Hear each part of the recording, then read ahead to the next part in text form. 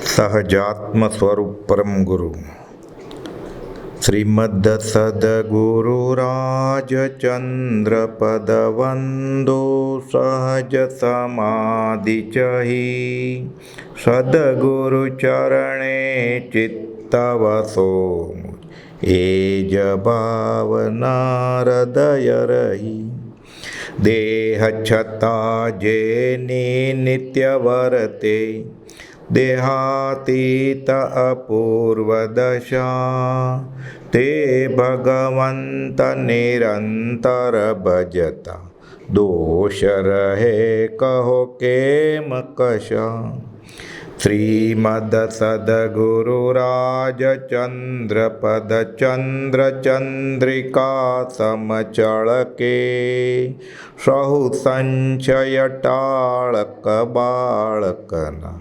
વંદન કરું ઉમળકે ત્રિવિધ તાપ બાળે કળી કાળે મહામોહ મુંજવી મારે સુરતરુ સમ સદગુરુ જીવને ત્યાં આશ્રય દઈને ઉગારે સુરતરુ સમ સદગુરુ જીવને ત્યાં આશ્રય દઈને ઉગારે. પરમાત્મા શ્રીમદ રાજચંદ્ર ભગવાનના વચનામૃત વંચાય છે. મોક્ષ માળામાં આપણે 51મો પાઠ આવેલા. શિક્ષા પાઠ 51 વિવેક એટલે શું? લઘુ શિષ્યો અને મહારાજ બંને વચ્ચેનો સંવાદ છે. મહારાજ એટલે ગુરુજી, લઘુ શિષ્યો એટલે વિદ્યાર્થી. આશંકા થાય છે, પૂછે છે, ભગવાન ગુરુજીને ગુરુ ભગવાન કહીને સંબોધે છે.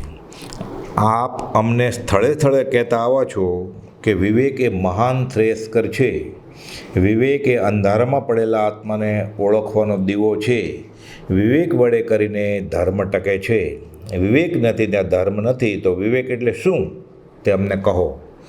લઘુ શિષ્યો પ્રશ્ન પૂછે છે કે તમે ઠેર ઠેર વિવેકની વાત કરી છે, તો વિવેક એટલે શું?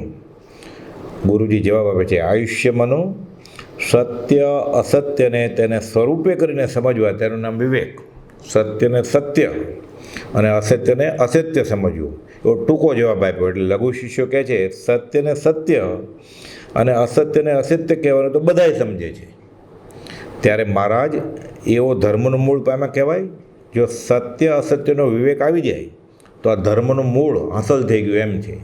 તો લઘુ શિષ્યો કહે છે આ તો બધા એમ જ કહે છે, તો બધાને ધર્મનું મૂળ મળી ગયું. ગુરુ કહે છે તમે જે વાત કહો છો તેનું એક દ્રષ્ટાંત આપો જોઈએ. એટલે લઘુ શિષ્યોને ગુરુજી પૂછે છે કે તમે જે સત્યનું મૂળ બધા પામી ગયા છે, કેમ સત્ય અસત્યનો વિવેક જાણે છે, તો તમે કેને કહો છો જાણે છે એને? એક મને દાખલો આપીને સમજાવો. એટલે લઘુ શિષ્યો કહે છે અમે પોતે કડવાને કડવું જ કહીએ છીએ, અને મધુરાને મધુરું કહીએ છીએ, ઝેરને ઝેર ને અમૃતને અમૃત કહીએ છીએ. એટલે સાકરને ગળી અને કારેલાને કડવા ગયા એટલે સત્ય સત્ય અને અસત્ય અસત્ય થયું ને, વિવેક થઈ ગયો. એટલે ગુરુજી કહે છે આયુષ્ય મનો એ બધા દ્રવ્ય પદાર્થ છે, પરંતુ આત્માને કઈ કડવાશ, કઈ મધુરાશ, કયું ઝેર ને કયું અમૃત, આ ભાવ પદાર્થનું એથી કંઈ પરીક્ષા થાય? અહીંયા તમે જે વાત કરી કે અમે કડવાને કડવું અને મીઠાને મીઠું કહીએ છીએ એ બરાબર, પણ આ તો વ્યવહારિક વાત થઈ, દ્રવ્યની વાત થઈ. અહીંયા તો વિવેક એટલે આત્માને ઓળખવાનો વિવેક, જડ અને ચેતનને ભિન્ન કરવાની વાત છે, દેહને આત્માને ભિન્ન કરવાની વાત છે. લઘુ શિષ્યો કે ભગવાન એ સંબંધી તો અમારું લક્ષ્ય પણ નથી, અમને આ તો વિચાર જ નહોતો આવ્યો કે વિવેક એટલે આ દેહને આત્મા અલગ કરો અથવા દેહ જ આત્મા, એ જ ખ્યાલ છે. પછી આ પ્રશ્ન જ ક્યાં ઉભે? એટલે આ વિવેકનો ખ્યાલ જ ક્યાં આવે કે?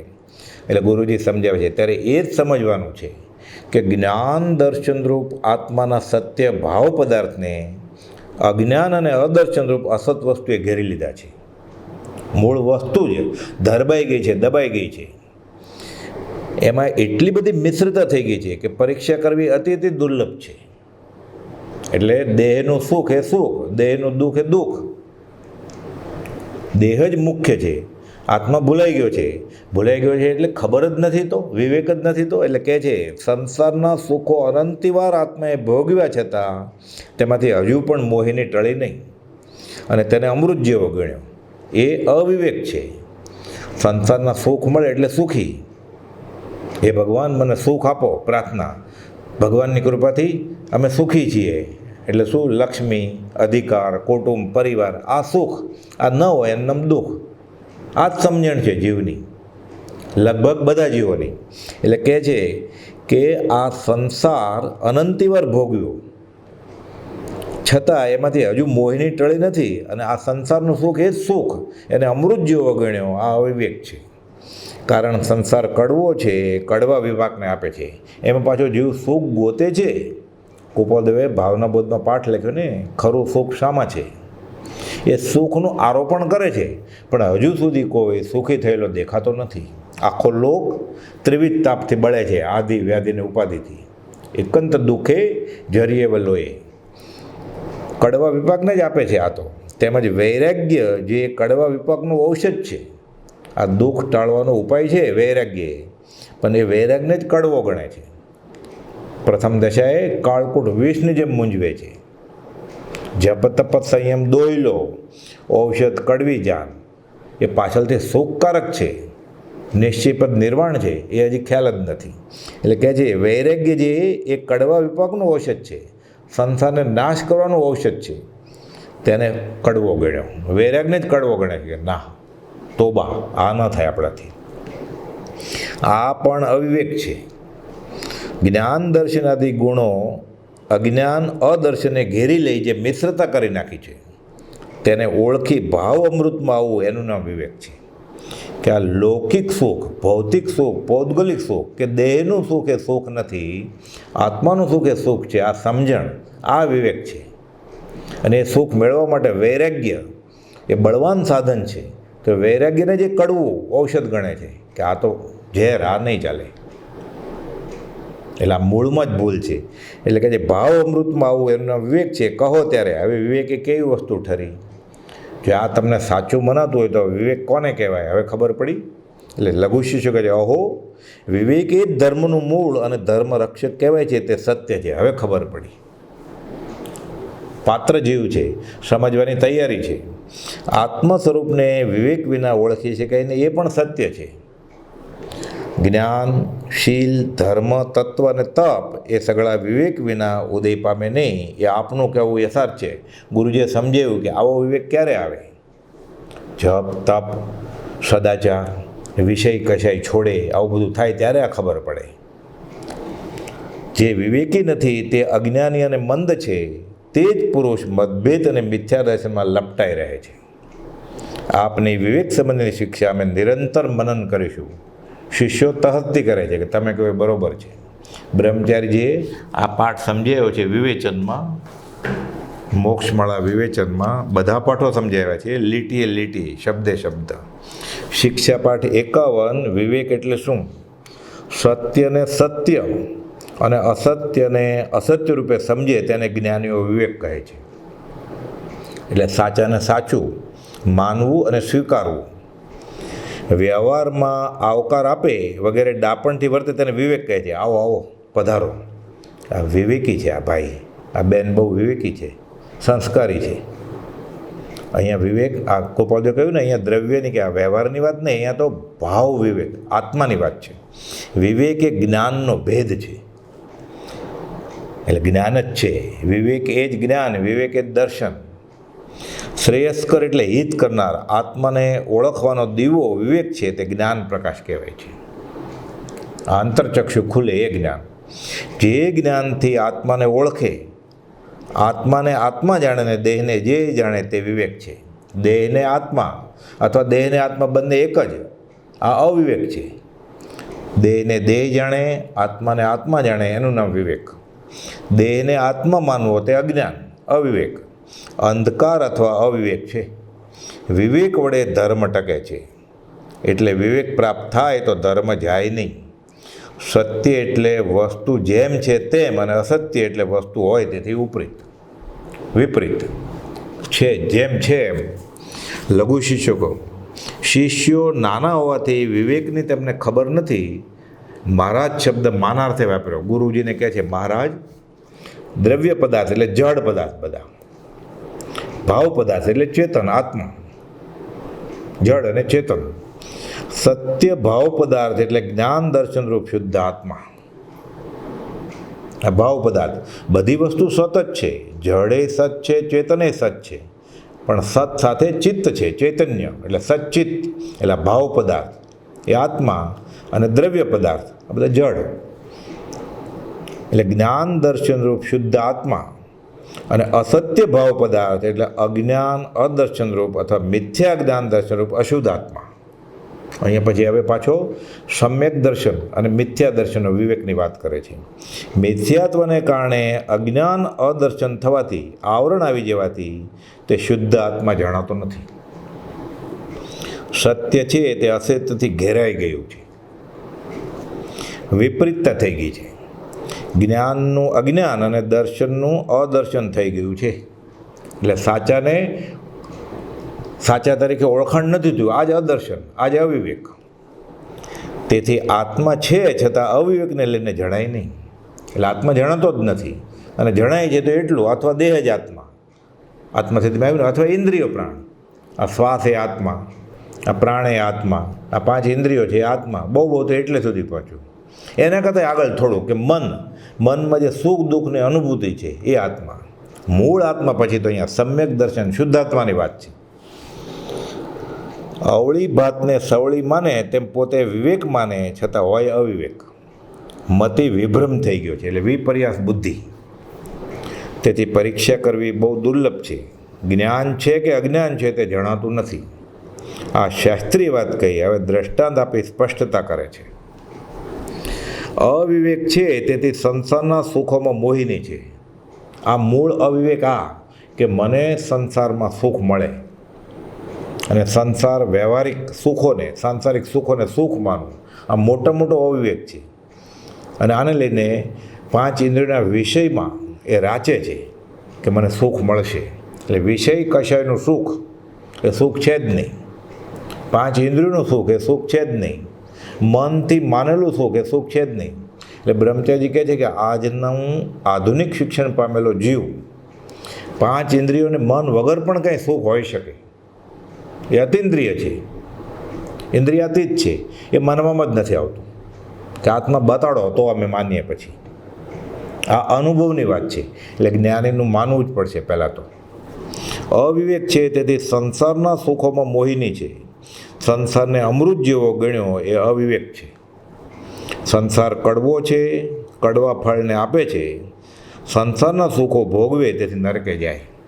એટલે વ્યવહારિક શાતાવેદનીય કર્મનો ઉદય હોય, વ્યવહારિક સુખ સંપત્તિ મળી હોય તો પણ એ પરમાર્થે સુખ નથી. કેમ? એની પાછળ દુઃખ ઊભું જ છે.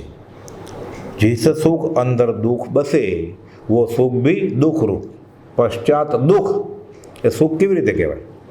આ તો સિદ્ધાંત છે. એ ત્યાગવા સિદ્ધાંત કે પશ્ચાત દુઃખ તે સુખ નહીં. એટલે કે જે કડવા ફળને આપે છે, જો આ સંસારને મીઠો માનીશ, સુખરૂપ માનીશ તો સંસારના સુખો ભોગવે, શાતા વેદને એને સુખ પણ વેદાશે અને પછી નરકે જશે. તેને સારા ગણે તે અવિવેક છે. સંસાર ઝેર જેવો લાગે તે વૈરાગ્ય છે. સંસારના ઔષધરૂપ તે વૈરાગને કડવો ગણે આ જ અવિવેક છે. સંસારનો નાશ કરવા માટે આ વૈરાગની જરૂર છે. એટલે ત્યાગ વૈરાગને ચિત્તમાં થાય ને તેને જ્ઞાન, સાચો વિવેક આવે જ નહીં એને. પણ આ વૈરાગ્યને એ કડવો ગણે કે ના આ નહીં, આ મોટો અવિવેક છે. આ હાથ જોડીને આવકાર આપે આ વિવેકની વાત નથી અહીંયા. આ પરમાર્થ વિવેકની વાત છે. ભાવ અમૃતમાં આવવું એટલે જ્ઞાન દર્શનમાં આવવું, એનું નામ વિવેક છે. વિવેક એ કેવી ઉત્તમ વસ્તુ છે. અજ્ઞાનનું જ્ઞાન કરી નાખે એવી આશ્ચર્યકારી વસ્તુ છે. આ કોપાદો લખ્યું ને, જે જ્ઞાન અનંતકાળથી ભવ હેતુ થતું હતું તેને સમય માત્રમાં જાત્યંતર કરીને ભવ નિવૃત્તિરૂપ કર્યું. આ વિવેક તે કલ્યાણ મૂર્તિ સમ્યક દર્શનને નમસ્કારો 839માં પત્રમાં. આ વિવેક, આ સમ્યક જ્ઞાન, આ સમ્યક વિવેક, આ સમ્યક દર્શન, આ સમકિત, આ સત સમજણ. વિવેક એ ધર્મનું મૂળ છે. એ હોય તો પછી ધર્મ વૃક્ષ વધે. મૂળિયા હોય તો પછી થડ, ડાળી, પાંદડા અને ફળ ઉગે ને. એટલે વિવેક એ ધર્મનું મૂળ છે. સત અસતનો વિવેક આવે એને, નિત્ય અનિત્ય વસ્તુનો વિવેક આવે, દેહ અને આત્માનો વિવેક આવે, પછી ધર્મની કરણી લેખે લાગે. નહીં તો આ વિવેક ન હોય તો બધી ક્રિયા ધર્મની પણ થાય એ શરીર અર્થે થાય, એટલે એનું ફળ મળે, પુણ્ય પ્રકૃતિ બંધાય, પછી સંસારથી છૂટવાનું ન થાય. એટલે કે જે વિવેક એ ધર્મનું મૂળ છે એ હોય તો પછી ધર્મ વૃક્ષ વધે અને પાંગરે. વિવેક વિના જ્ઞાન જ્ઞાન રૂપે ન ઓળખાય, શીલ શીલ રૂપે ન ઓળખાય, ધર્મ ધર્મ રૂપે ન ઓળખાય. એટલે ખરો ધર્મ તો શું છે? આત્મધર્મ અકશાયતા, વિભાવમાંથી સ્વભાવમાં આવું, આનું નામ ધર્મ. પણ એ આત્મા એની ડિક્શનરીમાંથી છે જ નહીં. દેહના સુખે સુખ ને દેહના દુઃખે દુઃખ માન્યું હોય એટલે આ વિવેક આવે કેવી રીતે? એટલે ધર્મ ક્યાં હોય જ પછી ગમે તેટલી ક્રિયા કરે બાહ્ય, બધું શરીર અર્થે થાય. પછી શીલ શીલ રૂપે ન ઓળખાય, ધર્મ ધર્મ રૂપે ન ઓળખાય, તત્વ તત્વ રૂપે ન ઓળખાય, અને તપ તપ રૂપે ન ઓળખાય. ને તપે થાય પછી કાયા ક્લેશ થાય, શરીર કૃશ કરે, પુંડ બાંધે. આ બધા બાળ તપ, હઠ યોગીનો તપ થાય. પછી જે આત્માની ઓળખાણ વગર સંન્યાસીઓ કેમ ઊભા રહે, અગ્નિની આતાપ ના લે, સૂર્ય સામે એક પગે ઊભા રહે, પુંડ બાંધે, અમરાપુર પામે, પાછા 84માં રખડે. મોક્ષમાળા પ્રવેશિકામાં બ્રહ્મચારીજી આ વિવેકનો પાઠ સમજાયો છે લંબાણપૂર્વક. ગાંધીજીએ કુપોદોને પ્રશ્ન કરેલો, એના જવાબ રૂપે કુપોદોએ પણ જવાબ આપ્યો છે ગાંધીજીને. શિક્ષા પર 73 વિવેક મોક્ષમાળા પ્રવેશિકામાંથી. પ્રમાદ શબ્દની પેઠે વિવેક શબ્દ પણ વ્યવહારમાં જુદી રીતે વપરાય છે. આપણે વ્યવહારમાં કહીએ પ્રમાદી એટલે આળસુ હોય એને પ્રમાદી કહીએ, પણ મૂળ પ્રમાદની આધ્યાત્મિક શાસ્ત્રમાં વ્યાખ્યા શું છે? ધર્મની અનાદરતા. વ્યવહારમાં 18 કલાક કામ કરીને તૂટી જાય તો પરમાર્થ તો એ પ્રમાદ જ છે. એમ વ્યવહારમાં પણ પ્રમાદ શબ્દ વપરાય છે, પણ મુખ્યનો આશય પરમાર્થિક છે. એવી રીતે વિવેક શબ્દનું એવું છે, વ્યવહારમાં કોઈ સદાચારી હોય, વિવેકપૂર્વક બીજાને બોલાવતો હોય, વિનય કરતો હોય, તે વિવેક કહેવાય કે આ વિવેકી છે. પણ એ વિવેકની એ વાત છે જ નહીં. પ્રમાદ શબ્દની પેટે વિવેક શબ્દ પણ વ્યવહારમાં જુદી જુદી રીતે વપરાય છે. કોઈ અતિથિ આદિની આગતા સ્વાગતામાં કુશળ હોય, બીજાનું મન સાચવીને વર્તતો હોય તો લોકો તેને વિવેકી કહે છે. પધારો પધારો, તમારા પગલાં ક્યાંથી અમારા ઘરે. પછી ઘણા તો છળ કપટ કરતા હોય, એમાં માયાચાર કરતા હોય, અને એને ભૌતિક લાભ લેવો હોય એટલે 30 મહામૌન્ય સ્થાનક છે, એમાં 19 મહામૌન્ય સ્થાનક છે કે સામેવાળાને છેતરવા માટે આવો વિવેક કરે કે તમારા પગલાં અમારા ઘરે ક્યાંથી, તમારા દર્શન દુર્લભ અમારા ઘરે ક્યાંથી, પધારો, આ તમારું જ ઘર છે ને. આ પ્રજ્ઞાબોધમાં બ્રહ્મચારીજીએ 30 મહામૌન્ય સ્થાનક વિશે પાઠ લખ્યો છે, એમાં 19મો બોલ છે આ, કે આ તો મહામૌન્ય સ્થાનકનું કારણ છે, આ વિવેક નથી, આ છળ કપટ છે. મુખ મેં રામ બગલ મેં છુરી, સાધુ હુઆ પણ દાનત બુરી, એવું થાય. પછી એટલે બગલા જેવા ભગત કહેવાય, ઠગ ભગત. બીજાનું મન સાચવીને વર્તતો હોય તો લોકો તેને વિવેકી કહે છે. સામાન્ય રીતે કોઈ સદાચારી હોય કે નમ્ર હોય તો બરાબર છે, એક ગુણ છે, પણ અહીંયા એ વિવેકની વાત જ નથી. પરમાર્થની બધી વાતો જે છે એ લોક સંજ્ઞા સાથે મેળવવા જાય તો થાય નહીં. કુપોદોએ 2 પત્રો લખે છે, 703 અને 704, કે અહીંયા લોક સંજ્ઞાની વાત જ નથી, અહીંયા બધું પરમાર્થે છે. બીજાનું મન સાચવીને વર્તતો હોય તો લોકો તેને વિવેકી કહે છે. એટલે વ્યવહાર કુશળતાના અર્થમાં વિવેક મોટે ભાગે વપરાય છે. સારા ખોટાને પારખવામાં પણ વિવેક શબ્દ વપરાય છે. વિવેચનના અર્થમાં પણ ક્વચિત વપરાય છે, જેમ કે 6 પદનો વિવેક જીવને સ્વસ્વરૂપ સમજવાને અર્થે કહ્યો છે. ત્યાં એટલે એને વિવેચન સમજ્યો, એ લંબાણપૂર્વક વિચાર કરીને. યત્નપૂર્વક આચરણને પણ કેટલાક વિવેક કહે છે. હાલવા ચાલવામાં એ જોઈને ચાલતો હોય, ઈર્યાપથીથી પાળતો હોય, ભાષા સમેથી પાળતો હોય, ગમે ત્યાં ગમે તે ન બોલતો હોય. એટલે કહે છે ઉપશમ વિષય કશાયનો સંવર્તીનું યોગ ક્રિયા જતન વિવેક છે, મીટે કર્મ દુઃખ રોગ. બૃહદ અદાલતમાં આવે છે ને, એટલે ક્રિયા જતન વિવેક છે, એ બરાબર છે. ઈર્યાપથીથી પાળે એટલે 5 સમિતિ 3 ગુપ્તી, ક્યાં શું બોલવું શું ન બોલવું, કેમ ચાલવું, કેમ ખાવું, શું ન ખાવું, એ વિવેક એ અધ્યાત્મ બહુ મહત્ત્વનો છે.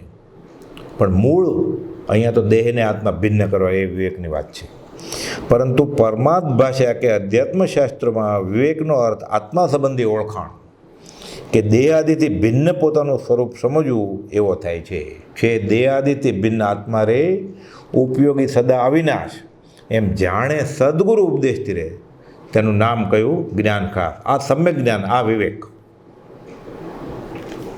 બીજી રીતે વિવેકને ભેદ જ્ઞાન પણ કહેવાય છે, સમ્યક જ્ઞાન પણ કહેવાય છે. ભેદ જ્ઞાન એટલે આત્માની ઓળખાણ. શંકરાચાર્યના અપરોક્ષ અનુભૂતિનો શ્લોક લખે છે, નિત્યમ આત્મ સ્વરૂપમ હિ દ્રશ્યમ તદ વિપરીતગમ એવમ યો નિશ્ચય સમ્યક વિવેકો વસ્તુ ન સવૈ. આત્માનું સ્વરૂપ અવિનાશી છે, તેમજ દ્રશ્ય બધું તેથી વિપરીત એટલે નાશવંત છે. આવો યથાર્થ નિશ્ચય તેને નિત્ય અનિત્ય વસ્તુનો વિવેક કહે છે. મૂળ આ વસ્તુનો વિવેકની વાત છે.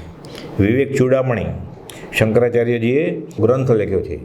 એમાં વાત છે 18, 19 ને 20માં શ્લોક છે કે જે વિદ્વાનોએ બ્રહ્મ જિજ્ઞાસામાં 4 સાધન કયા છે. 18માં શ્લોક વિવેક ચૂડામણીનો. તો જ સત્ય વસ્તુ આત્મા ઉપર શ્રદ્ધા થાય. આ 4 સાધન ક્યાં છે?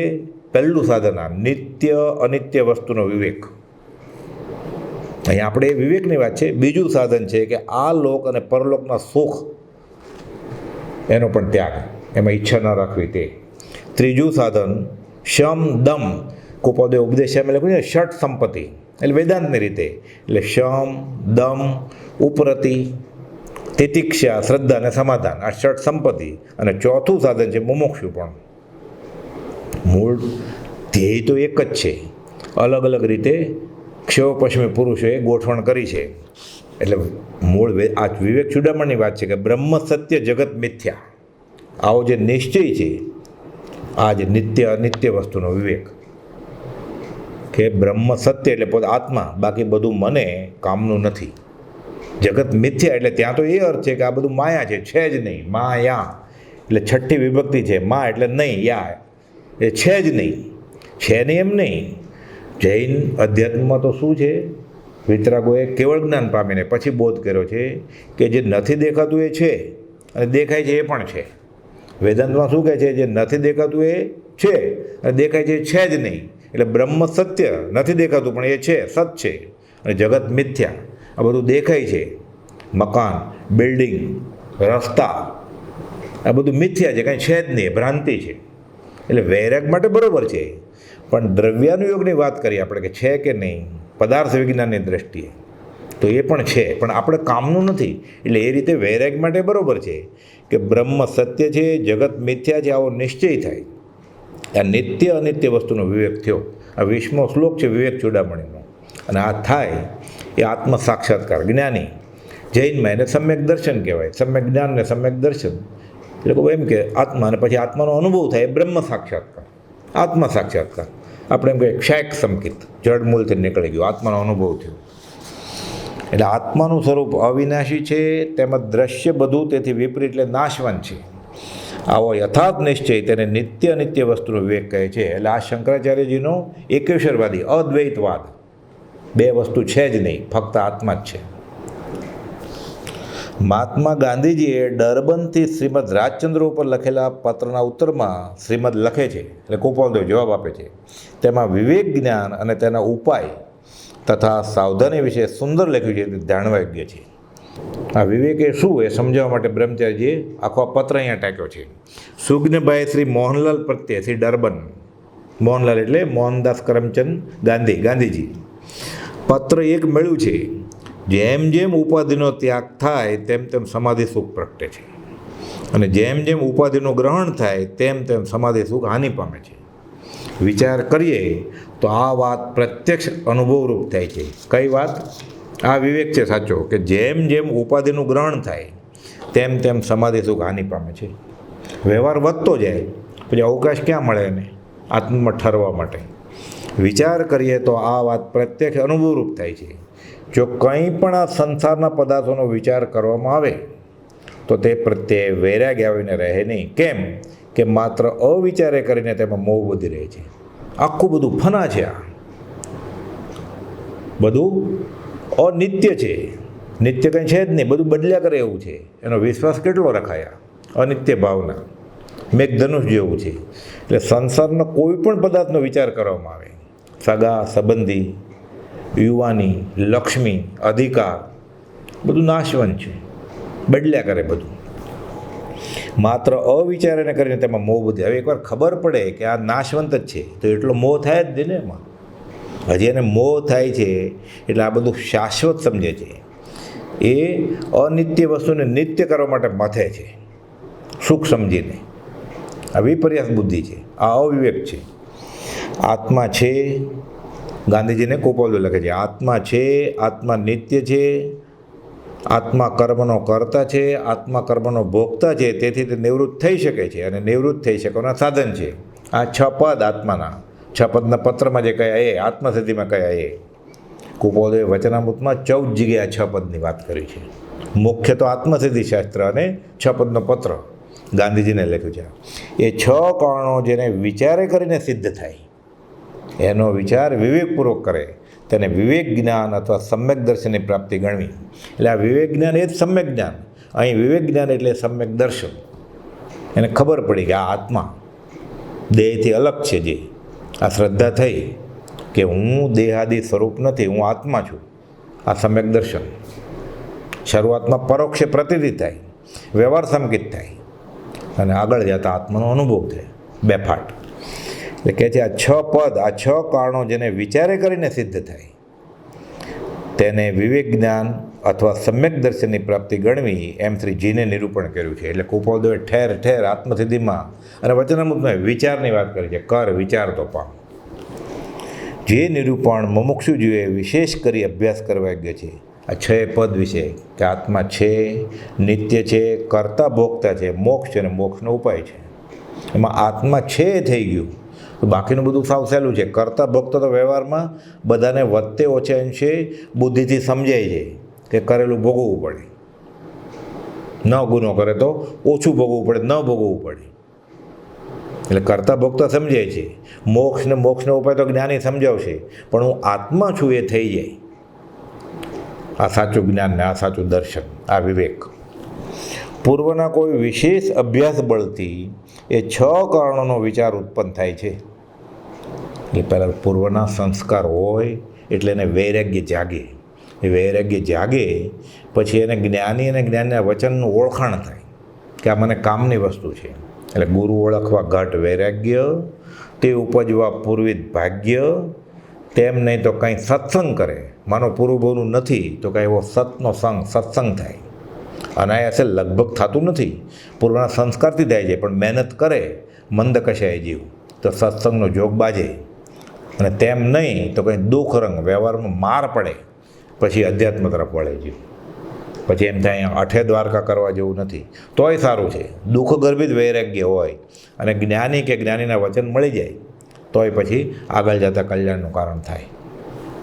એટલે કે જે પૂર્વના કોઈ વિશેષ અભ્યાસ બળથી એ 6 કારણોનો વિચાર જીવને ઉત્પન્ન થાય છે. એ પૂર્વના સંસ્કાર જ ન હોય તો થાય ક્યાંથી? વિવેક ચૂડામણીમાંય, ગીતામાંય શ્રી કૃષ્ણ અર્જુનને બોલે છે કે ભવના એવા સંસ્કાર હોય, સંચિત કર્મ લઈને આવે પછી એવા નિમિત્ત મળે ત્યારે પાંગરે, પછી એ આગળ કર્યું હોય બધું, પછી અમુક ચારિત્ર મોહનીને કારણે, અમુક એવા કર્મને લીધે, કુસંગને લીધે, ભારે કર્મના ઉદયને લીધે એવું પાછું એમાંથી પડવાનું થાય.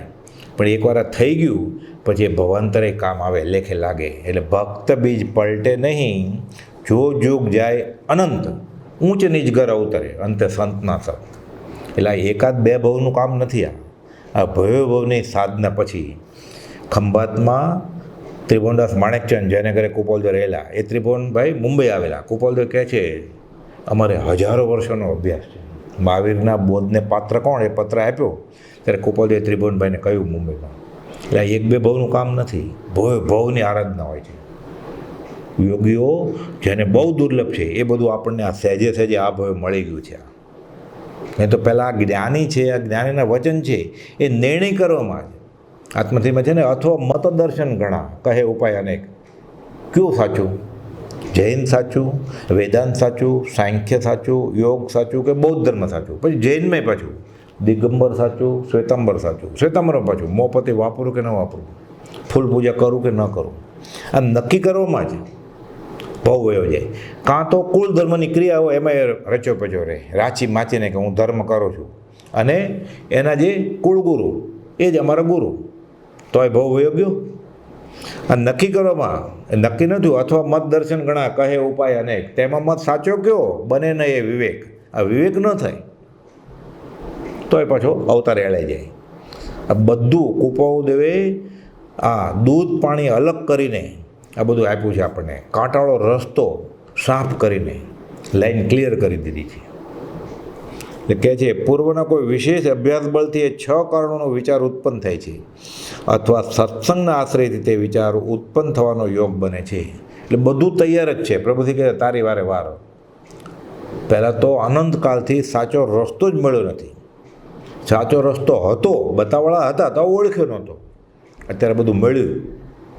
વધતે ઓછે અંશે થોડી શ્રદ્ધાઈ થઈ, પોતાના પુરુષાર્થ પ્રમાણે થોડી ઘણી મહેનતે કરે છે.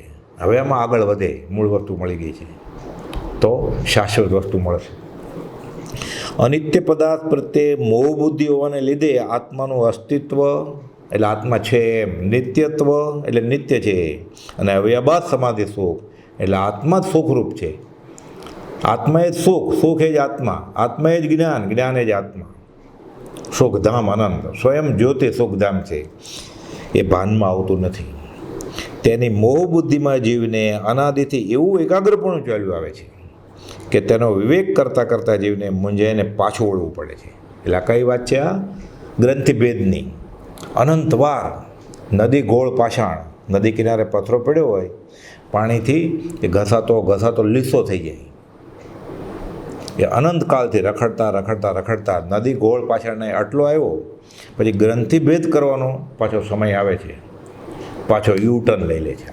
અનંતવાર અહીંયા સુધી જીવ આવ્યો, યથા પ્રવૃત્તિકરણ, પાછો ફંગોળાઈ જાય, કાં તો ત્યાં જ પડ્યો રહે. તો હું જ્ઞાની છું એમ માની લે, તોય પડવાનું કારણ થાય. એટલે કે જે અનિત્ય પદાર્થને વિશે મોહ બુદ્ધિ હોવાને લીધે આત્માનું અસ્તિત્વ, નિત્યત્વ અને અવ્યબાદ સમાધિ સુખ ભાનમાં આવતું નથી. તેની મોહ બુદ્ધિમાં જીવને અનાદિથી એવું એકાગ્રપણું ચાલ્યું આવે છે કે તેનો વિવેક કરતાં કરતાં જીવને મૂંઝાઈને પાછું વળવું પડે છે. અને તે મોહ ગ્રંથિ છેદવાનો વખત આવવા પહેલાં તે વિવેક છોડી દેવાનો યોગ પૂર્વકાળે ઘણીવાર બન્યો છે. કે પ્રથમ જ વાર આવું મળ્યું છે એવું નહીં. અધ્યાત્મમાં એણે મહેનતે કરેલી, થોડું આગળ વધે પછી પાછો ગ્રંથિભેદથી પડી જાય પાછો. હવે ગોપાલે લખ્યું છે આટલે સુધી પહોંચ્યો, હવે કરેડિયા કરવા પડે. હવે પાછા જવાનો રસ્તો નથી. આગે કદમ પાછા જવા રસ્તો નથી. એટલે કાં હવે પરિશ અને કાં પતન, કાં સહન કરવું પડે અને આગળ વધવું પડે, નહીં તો પતન. હવે ડૂબી મરવાનું. ભવસાગર તરતો તરતો જીવ હવે કિનારે આવ્યો, સાવ નજીક છે. હવે કે હું થાકી ગયો, હવે હાથ નહીં હલાવે, ડૂબી મરશે. કાં હું પાછો વયો જાઉં, હવે પાછા જવાનું તો પહોંચાય એમ જ નથી. હવે એટલે કાં પતન થશે એનું, અને કાં પરિશોષણ કરવા પડશે. એટલે કરેડિયા કરવો પડશે. કુપાલજી કહે છે સામા ઢાળે, નદીના સામા પૂરે ચાલવાનું છે. હવે તેનો વિવેક કરતાં કરતાં જીવને મૂંઝાઈને પાછું વળવું પડે છે. અને તે મોહ ગ્રંથિ છેદવાનો વખત આવતા પહેલાં તે વિવેક છોડી દેવાનો યોગ પૂર્વકાળે ઘણીવાર બન્યો છે. ચડે ચડે ચડે ને 11મેથી પડે પાછો, રીધી સીધી. એમાં પાછો મોહ બુદ્ધિને લીધે એ ફરવા જાય અને પહેલે આવી જાય. પછી કુપાલે લખ્યું છે ક્ષણવારમાં મહામુનીશ્વરોને રીધી સીધી ફરવીને ભ્રષ્ટ થઈ ગયા છે, પહેલે આવી જાય. આવો વિવેક છોડી દેવાનો યોગ પૂર્વકાળે ઘણીવાર બન્યો છે. કેમ કે જેનો અનાદિકાળથી અભ્યાસ છે તે સંસાર, દેહાધ્યાસ, આનંદકાળને અભ્યાસ નહીં અધ્યાસ થઈ ગયો છે. અત્યંત પુરુષાર્થ વિના અલ્પકાળમાં છોડી શકાય નહીં. માટે ફરી ફરી સત્સંગ, સત્શાસ્ત્ર અને પોતામાં સરળ વિચાર દશા કરી તે વિષયમાં વિશેષ શ્રમ લેવો યોગ્ય છે. ક્ષોભ પછી વધે અને પોતાને મેળે નિર્ણય લઈ લે. ગાંધીજીને ઘનિષ્ઠ સત્સંગ હતો કૃપાલદેવનો. કૃપાલદેવે લખ્યું છે સત્સંગ યોગ્ય, સદાચારી જીવ અને સત જિજ્ઞાસા જાગી. પછી ગયા પરદેશ, ભણ્યા, વ્યવહારે ગણ્યા, પરમાર્થે અન્ય ધર્મીઓ બધા મળ્યા, ભૌતિકનું મહાત્મ્ય વધતું ચાલ્યું, માને બધું મળવા માંડ્યું, મૂળ વસ્તુ ચૂકાઈ જાય પછી. વ્યવહારમાં ઘણું બધું મળે, એ ક્યારે નહોતું મળ્યું. સંસારના બધા સુખો આ જીવને ભવભવથી ભ્રમણ કરતાં મળ્યા જ છે. એ રાજાએ હતો, રાણીએ હતો, નેતાએ હતો, પ્રધાને હતો, બધું હતું. એ શું નથી થયું? એ બધું જ થયું છે. ઉત્તમ હુઆ ચાંડાલ હુઆ, ભૂપ કીડો મેં ગયા, ફર્યા કરે છે.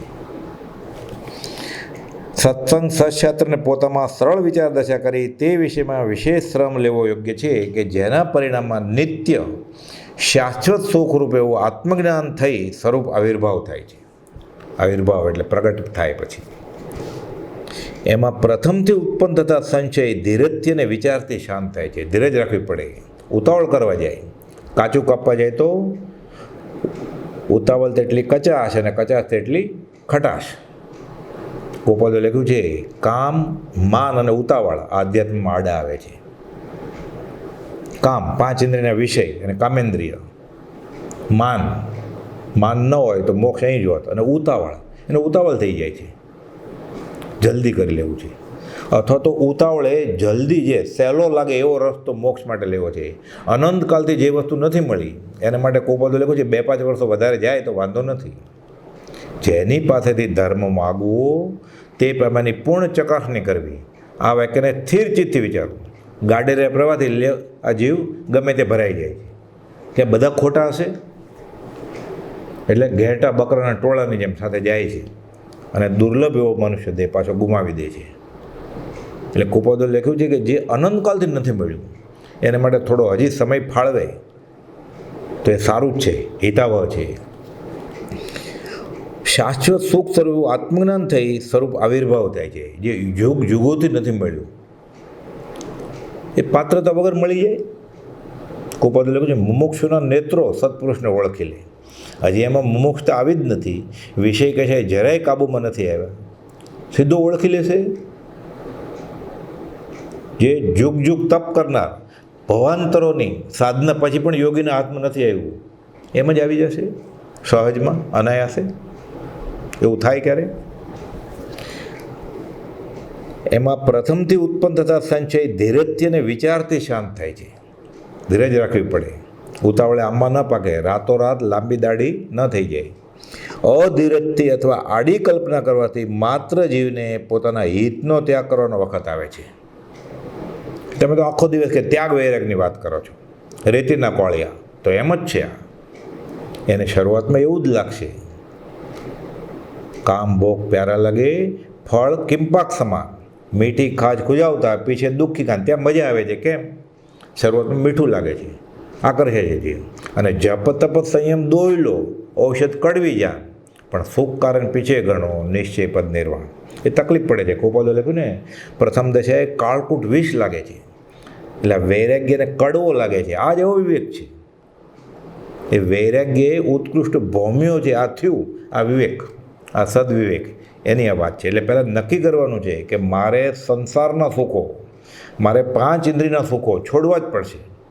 મારું માનેલું સુખ મારે છોડવું જ પડશે. મારા ખ્યાલ, પૌદ્ગલિક મહાત્મ્ય, જેટલા પોતાની પૌદ્ગલિક મહાત્તા ઈચ્છે એટલા હલકા સંભવે. કૃપાલ કે તો આ તો જડ મૂળથી દ્રઢ થઈ ગયું છે કે લક્ષ્મી વધી, અધિકાર, કુટુંબ વધ્યું, પરિવાર વધ્યો એટલે સુખ વધ્યું. મૂળમાં જ ભૂલ છે આ. લક્ષ્મી, અધિકાર, કુટુંબ, પરિવાર વધે એટલે દુઃખ વધે અને દુર્લભ નરદેહ હારી જવાનું થાય. એનો વિચાર વિવેકપૂર્વક શાંત ભાવે કરવાનો છે. આ માર્ગમાં આપણે આટલા વખતથી હોય હજી બુદ્ધિથી વિચારીએ પછી કે ખરેખર એવું થાય છે, લક્ષ્મી વધે, અધિકાર વધે તો હું હારી જાય છે એવું લાગે ક્યારે? આસિસ્ટન્ટ પ્રોફેસર હોય એને પ્રોફેસરની પોસ્ટ મળે, ઉપપ્રધાન હોય, ઉપરાષ્ટ્રપતિ હોય અને રાષ્ટ્રપતિની પોસ્ટ મળે તો એને થાય હું હવે સંસાર હારી જશે. સત્તા વધે તો સુખ વધે કે દુઃખ વધે? એને એમ જ થાય ને સુખ વધશે મારું, પણ એમ છે નહીં, નર દઈને હારી જવાનું છે. આ ગળે કેમ ઉતરે? લક્ષ્મી વધી, કુપોદોને ધંધો વધે છે. જેમ જેમ એમ શું કહે છે, ત્યાં આવ્યો રે ઉદય કારમો પરિગ્રહ કાર્ય પ્રપંચ કહે છે. ધંધો વધે, અધિકાર વધે તો કોણ રાજી ન થાય? ભલે ને વર્ષોથી મંદિરમાં આવતો હોય, બુદ્ધિથી હજી આ ગળે કેમ ઉતરે? એટલે કેટલું દૂર છે આ દિલ્હી હજી. એટલે કહે છે ધીરજથી અને વિચારથી આવા બધા સંશય શાંત થાય છે. અધીરજથી અથવા આડી કલ્પના કરવાથી માત્ર જીવને પોતાના હિતનો ત્યાગ કરવાનો વખત આવે છે. અને અનિત્ય પદાર્થનો રાગ રહેવાથી તેના કારણે ફરી ફરી સંસાર પરિભ્રમણનો યોગ રહ્યા કરે છે. મૂળ એને અનિત્ય પદાર્થનો રાગ અનાદિકાળનો અભ્યાસ છે. ફરી ફરીને ત્યાં આવીને ફસાય છે જીવ. કંઈ પણ આત્મવિચાર કરવાની ઈચ્છા તમને વર્તે છે, કોને? ગાંધીજીને. એટલે કોપોદો લખે છે એમ જાણીને અમને સંતોષ થયો છે કે એક જીવ પરમાત્મા તરફ વળ્યો. જ્ઞાનીને તો શું ઈચ્છા છે? સમય માત્રના અનવકાશે સમસ્ત લોક આત્માવસ્થા પ્રત્યો સ્વરૂપ હસ્તો. તે સંતોષમાં મારો કંઈ સ્વાર્થ નથી, નોય પૂજા આદિની કામના. અમારો કોઈ સ્વાર્થ નથી. માત્ર તમે સમાધિને રસ્તે ચડવા ઈચ્છો છો, તેથી સંસાર ક્લેશથી નિવર્તવાનો તમને પ્રસંગ પ્રાપ્ત થશે. જો ખરેખર તમારે સમાધિ જોઈએ છે તો તમારે પ્રવૃત્તિ ઓછી કરવી પડશે. પ્રસંગે પ્રસંગે કાર્ય કાર્ય ક્ષણે ક્ષણે વિચારવાનું છે અને સંકોચ થવું પડે. સત્પુરુષ મળ્યા, સત્પુરુષના વચન મળ્યા, સત્સંગની ઓળખાણ થઈ, પછી એની વ્યવહારિક પ્રવૃત્તિ ઘટવી જોઈએ, એના વિષય કશે ઘટવા જોઈએ, એને સંસારની સુખ સંપત્તિ બધું કાંકરા લાગવા જોઈએ, અને સ્ત્રીનું સજીવન શરીર એને અજીવન લાગવું જોઈએ, મળદા જેવું લાગવું જોઈએ. તો સત્સંગ થયો છે કહેવાય. એ પાંચ ઇન્દ્રિયના વિષયોમાં રાચી માચી અને સત્સંગ કર્યો એનો આનંદ માને. કુપોદે લખ્યું છે સત્સંગના પાઠમાં, જરૂર માનજો એ સત્સંગ નથી, કુસંગ છે. શિક્ષા પાઠ 24 મોક્ષમાળામાં જ છે. કંઈ પણ આત્મવિચાર કરવાની ઈચ્છા તમને વર્તે છે એમ જાણી ઘણો સંતોષ થયો છે. તે સંતોષમાં મારો કંઈ સ્વાર્થ નથી. કુપોદે કે માત્ર તમે સમાધિને રસ્તે ચડવા ઈચ્છો છો, તેથી સંસાર ક્લેશથી નિવર્તવાનો તમને પ્રસંગ પ્રાપ્ત થશે. એવા પ્રકારનો સંભવ દેખી થશે જ એમ નહીં, પોસિબિલિટી છે, સંભવ છે, મહેનત કરશો તો. એવા પ્રકારનો સંભવ દેખી સ્વભાવે સંતોષ થાય છે, એ જ વિનંતી. આત્મ સ્વરૂપે પ્રણામ. પછી લખે છે બ્રહ્મચારી છે દેહાદિથી ભિન્ન આત્મા રે, ઉપયોગી સદા વિનાશ, એમ જાણે સદગુરુ ઉપદેશથી રહે. કયું જ્ઞાન તેનું નામ ખાસ? આ વિવેક, આ સમ્યક જ્ઞાન, આ સમ્યક દર્શન. કુપોદો કહે છે પોતાની સમુચય વૈચર્યામાં 89માં પત્રમાં કે આજનો વિવેક, એટલે કુપોદોને કેવો વિવેક ઉગ્યો છે એ આપણે જોઈએ. એ બાળપણામાં હોત, એટલે 7, 8, 6 વર્ષની ઉંમરે, તો કે એમને મોક્ષની ઈચ્છા ન હોત. એટલે સમુચય વૈચર્યામાં 89માં પાઠમાં લખે છે કે સંવત 1924ના કાર્તિક સુદ પૂનમ રવિવારે મારો જન્મ હોવાથી, એટલે આ દેહનો, મને સામાન્ય ગણતરીથી 22 વર્ષ પૂરા થયા. સામાન્ય ગણતરીથી, આમ ગણવા જાય તો આત્માની ઉંમર અસંખ્યાત અનંત વર્ષો છે, અનઆદિ. એટલે બધા જીવો કેટલી ઉંમરના છે એનો આગલો છેડો જ નથી, બધા અનંત વર્ષના છે ઉંમરના. પણ સામાન્ય ગણતરીથી 22 વર્ષ પૂરા થયા. પછી લખે છે કે અત્યારનું વિવેકી જ્ઞાન તે વયમાં હોત, આ વિવેક, તો મને મોક્ષ માટે જાજી જિજ્ઞાસા રહેત નહીં. એવી નિરપરાધી દશા હોવાથી પુનઃ પુનઃ તે સાંભળે છે. કયું વિવેક જ્ઞાન? તો અત્યારનું કયું વિવેક જ્ઞાન? અત્યારે 23 વર્ષે કુપોદો એમ લખે છે કે અત્યારનું વિવેક જ્ઞાન. તો કયું વિવેક જ્ઞાન કુપોદોને પ્રગટ્યું છે? આ ભવે લખે છે કે અજ્ઞાન યોગીપણું તો આ દેહ ધર્યો ત્યારથી જ નથી, આ વિવેક છે. કુપોદેવે વચનામૃત 21:53 કોલમાં જણાવ્યું છે કે આત્મા જેવો કોઈ દેવ નથી અને તે જ અનન્ય શરણ છે. અનન્ય શરણના આપનાર એવાથી સદગુરુ દેવને અત્યંત ભક્તિથી નમસ્કાર કહે છે ને. મારા વતી વીરને નિશંક સમજજો. આ વિવેક આત્મા. વચનામૃતમાં લખે છે 21માં, હું સચ્ચિદાનંદ પરમાત્મા છું. અને પછી વાક્ય લખ્યું છે જગતમાં માન ન હોત તો મોક્ષ અહીં જ હોત. એને કેવો વિવેક પ્રગટ્યો છે? અવધાન વેળા એક કાવ્ય બનાવ્યો, એટલે એને વિનંતી કરે છે લોકો ફરમાઈશ કરે છે કે તમારો વખાણ આવે અને આ સભાનું વર્ણન આવે એવું એક કાવ્યની કડી રચો. એટલે કૃપાલદેવ કડી રચે છે કે રહ્યા છો મહાજોગને જાળવીને, ભલો બોધ ભાખો તથાપી ભવીને, નથી રાગ કે દ્વેષ કે માન કાંઈ, વધુ શું વખાણે. હવે રાય અહીં આ વિવેક આવી ગયો છે કે મને રાગ નથી, મને દ્વેષ નથી, હું મારા વખાણ શું કરું? મહાજોગને હું જાળવીને રહ્યો છું. એટલે વિતરાગી દશા આવી ગઈ છે. આ વિવેક કે એ બાળપણમાં 7મે વર્ષે હોત મને તો મોક્ષની ઈચ્છા ન હોત મને. આ વિવેક કહે છે અંતરંગ મોહ ગ્રંથિ જેની છેદાઈ ગઈ આ પરમાત્મા. 20મે વર્ષે લખે છે અંતરંગ મોહ ગ્રંથિ જેની છેદાઈ એ પરમાત્મા છે. અને વચનામૃત 376માં તો શરૂઆતમાં લખે છે કે મોહમયથી અમોહ સ્વરૂપ એવા શ્રી રાયચંદ્રના સ્મરણરૂપ સત્પુરુષના નમસ્કાર. એટલે અમોહરૂપ છે. રાગ એટલે મોહ, રાગ વયો જાય એટલે વિતરાગ, એટલે વિત મોહ ભગવાન થઈ ગયા છે. સ્વદેહ વિતરાગ એટલે વ્યવહારમાં બેઠા છતાં વિતરાગ છે. 167માં લખ્યું ને. આ વિવેક આવી ગયો છે એને. આ દશા પોતે અનુભવીને ત્યારબાદ પાને ચડાવી લખે છે મનને વશ કર્યું તેણે જગતને વશ કર્યું છે. મન એવા મનુષ્યાણામ કારણ બંધ મોક્ષ્યો. એ વિવેક આવી ગયો છે કૃપાલદેવને.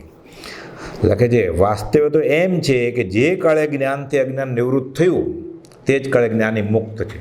377માં લખે છે સુભાગભાઈને કે જ્ઞાની ઈચ્છા સહિત અને ઈચ્છા રહિત એવું કંઈ છે જ નહીં. પોતાની દશા લખે છે કે તમે ભક્તિમાન છો, તમારે આશ્રયની જરૂર છે, એટલે ઈશ્વર ઈચ્છા બળવાન, હરિ ઈચ્છા બળવાન એ અવલંબન બરાબર છે તમારે. એટલે અર્થધ્યાન ન થાય.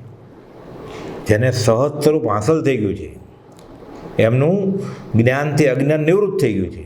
એટલે જ્ઞાની ઈચ્છા રહિતે નથી, ઈચ્છા સહિતે નથી. જેમ છે એમ છે, સહજ, જેમ છે એમ છે, જેમ ચાલે. ઉદય પ્રયોગ એ વિચરે પૂર્વ પ્રયોગ. પછી કહે છે ઈશ્વર ઈચ્છાથી આ નિરાલંબનપણું આ બળવાન વસ્તુ છે. આ જ્ઞાનીને બધું સરખું જ છે, સમ છે. એને પ્રારબ્ધે કાંઈ નહીં, ઈશ્વર ઈચ્છાએ નહીં. વિચરે ઉદય પ્રયોગ. અબંધ પરિણામી દશા છે. 321માં લખ્યું અબંધ પરિણામી દશા છે. અને અબંધ પરિણામી દશા એટલે 6 પદના પત્રમાં મોક્ષની વ્યાખ્યા શું છે?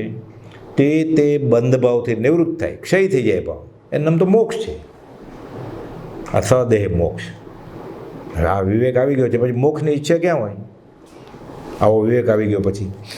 એટલે કહે છે જ્ઞાની ઈચ્છા રહિત કે ઈચ્છા સહિત એમ પણ કહેવા યોગ્ય નથી. તે સહજ સ્વરૂપ છે, સહજ આત્મ સ્વરૂપ છે, શુદ્ધ સહજ આત્મ સ્વરૂપ છે. એ તો લખે છે લેખિતનમાં. નિરાલંબનપણું આવું આ ઈશ્વર ઈચ્છા કરતાં પણ બળવાન છે. લખે છે એક પત્રમાં બુદ્ધિ હવે તો મોક્ષને વિશે પણ સ્પૃહાવાળી નથી. લખ્યું ને કે આવું વિવેકી જ્ઞાન ત્યારે હોત તો મોક્ષની ઈચ્છા ન હોત. હવે વિવેક આવી ગયો છે કે 7 વર્ષે આવ્યો હોત તો સ્વયં મોક્ષ રૂપ જ થયા છે. પછી તો લખે છે કિંચિત માત્ર ગ્રહવું તે સુખનો નાશ. સુખ પ્રાપ્ત કરતાં સુખ ટળે છે. પૂતગલ પકડ્યું કે મરણ, કંઈ જોતું જ નથી. પકડ્યું કે મરો. આ વિવેક જ્ઞાનના ધારકને હવે બંધ કેવો પડે? ભવાંતરે તે કઈ ઈચ્છા ફળીભૂત થાય? એને કંઈ ઈચ્છા જ નથી તો. એટલે લખ્યું ને પરિભ્રમણના પ્રત્યાખ્યાન. આ વિવેક છે એને કે જન્મવું જ નથી તો. આ દશા એણે હાંસલ કરી છે.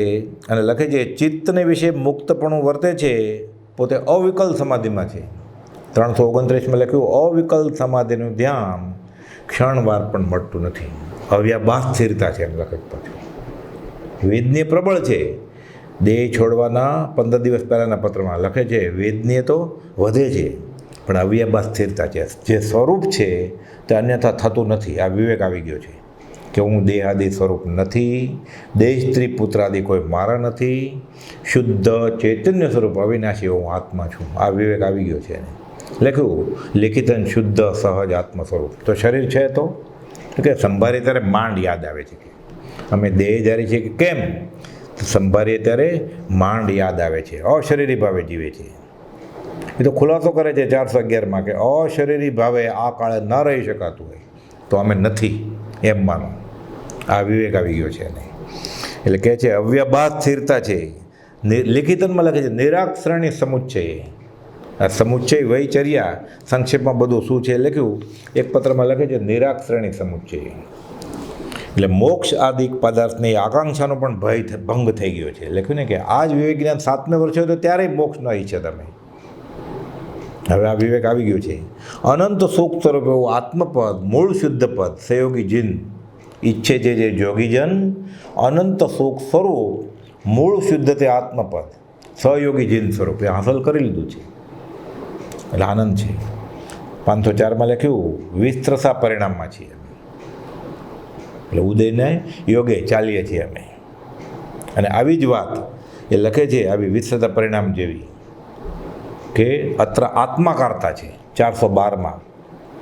પછી પાછા ખુલાસો કરે છે કે આત્માકારતા આત્માનું આત્માપણે પ્રવર્તું હોવું એ આત્માકારતા. આ અભેદ દશાના ધારક પોતે પરમાત્મા સ્વરૂપ થઈ ગયા છે એટલે કહે છે તારા અભેદ સ્વરૂપમાં જ મારો નિવાસ છે. એટલે કે આ વિવેક જ્ઞાન અત્યારનું વિવેક જ્ઞાન તે વયમાં હોત આ વિવેક કુપોલની દશા એ આજે વિવેક જ્ઞાન છે આખું. અત્યારનું વિવેક જ્ઞાન ત્યારે હોત તો મોક્ષ માટે મને જાજી જિજ્ઞાસા રહેત નહીં. એટલે આ વિવેક કે હું શરીર નથી હું આત્મા છું આ વિવેક થાય. આગળ જતા એ સમ્યક શ્રદ્ધા આવે એટલે દર્શન જ્ઞાનીના બોધે જાણ્યું કે પોતે દેહ આદિથી ભિન્ન છે આ સમ્યક જ્ઞાન એ જે શ્રદ્ધા થઈ એનું નામ સમ્યક દર્શન અને એવો સ્થિર સ્વભાવ તે ઉપજે એનું નામ ચારિત્ર. આ સમ્યક દર્શન સમ્યક જ્ઞાન અને સમ્યક ચારિત્ર ત્રણેય ભેગા થઈ જાય તે ત્રણેય અભેદ રૂપે પરિણમે એ શું થયું એ મોક્ષનો માર્ગ પામ્યો તે નિજ સ્વરૂપ પોતાનું મૂળ શુદ્ધ પદ હાંસલ કર્યું. આ નિજ પદ જીન પદ એકતા ભેદભાવ નહીં કાંઈ એટલે પોતે જીનરૂપ થઈ ગયા ભગવાન થઈ ગયા એક ઉપાધિ થઈ ગયા એટલે લખ્યું અમે પરમાત્મા સ્વરૂપ થયા છીએ. આ વિવેક પરિપૂર્ણ ખીલે ત્યારે આ વિવેક એટલે આ વિવેક એ ધર્મનું મૂળ છે. એ રીતે સહજાત્મ સ્વરૂપ પરમ ગુરુ.